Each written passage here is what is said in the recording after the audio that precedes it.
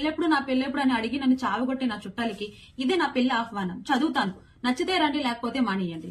అందరికీ నమస్కారం. నా పెళ్లికి రాకపోయినా పర్వాలేదు, అదే మీ సంస్కారం.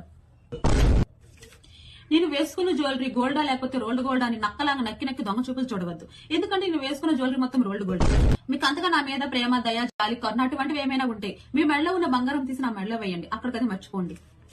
ముఖ్యమైన విషయం, పెళ్లి భోజనాల దగ్గర కూరలో ఉప్పు లేదు, బిర్యానీలో మసాలా తగ్గింది, పప్పుచారులు అసలు పప్పే లేదని వంకలు పెట్టే వాళ్ళకి పెళ్లి మండపం దూరంగా ఉంది, లేకపోతే ఒంట్లో బాలేదని చెప్పి పెళ్లికి రావడం మానేయండి. నేను అస్సలు ఫీల్ అవ్వను.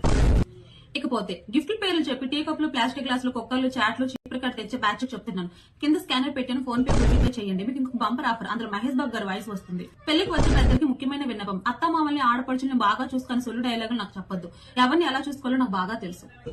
ఇదిగో ఇంకో ముఖ్యమైన విషయం, నా డాన్సుల వీడియో తీసి నాకే వాట్సాప్ చేసిన వాళ్ళకి ప్రతి వీడియోకి 100 రూపాయలు వేస్తాను. ఇంకొకటి, మీ ఆయన ఏం జాబ్ చేస్తున్నాడు, శాలరీ ఎంత, ఓన్ హౌస్ ఉందా అని ఏదో డౌట్లు, ఏదో క్వశ్చన్లు అడగొద్దు. ఎందుకంటే మేము కష్టాల్లో ఉన్నప్పుడు ఎవరు రారు. కాబట్టి పెళ్లికి వచ్చామా, తిన్నామా, వెళ్ళామా అన్నట్టుగా ఉండాలి. పెళ్లి మండపానికి దూరంగా వెళ్లి నాకు హాయిలు, బాయిలు, గుడ్ బైలు ఏం చెప్పొద్దు. ఎందుకంటే నాకు కొద్దిగా సైట్ చెవులు వినిపించదు. మళ్ళీ మీరు బాయ్ చెప్పిన తర్వాత నేను పట్టించుకోకపోతే ఏంటమ్మ గొంటకి ఎంత గేరా అంటారు. కాబట్టి దగ్గరికి వచ్చి హాయిలు, బాయిలు చెప్పండి. ఇదిగో ఈ ఆహ్వానం మొత్తం చదివిన తర్వాత కూడా మీకు నా పెళ్లికి రావాలనిపిస్తారండి. ఇందులో బలవంతం ఏమీ లేదు, ఎందుకంటే క్యాటరింగ్ భోజనాలు.